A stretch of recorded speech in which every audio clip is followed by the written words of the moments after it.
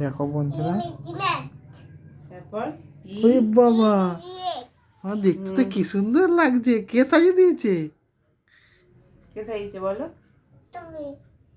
তুমিটা কে, আমি কে? ওরে বাবা, কালকে কি পরীক্ষা গো? ইংলিশ বলো।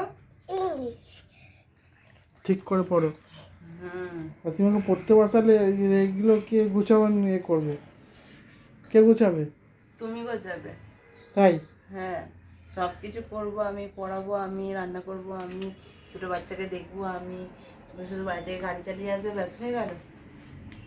দাঁড়াও, ওকে পড়িয়ে নিই, করবো। ঘরের অবস্থা প্রচণ্ড শোচনীয় জানি, কিন্তু পড়াতেও তো হবে।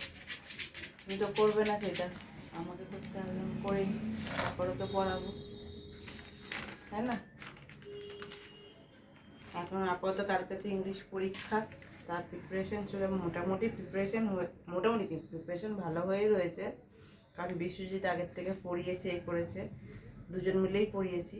এখন জাস্ট রিভাইজ, এখন তো ধরাটার এখনো পালা নেই, এখন জাস্ট পড়াবো, পড়িয়ে এ করবো।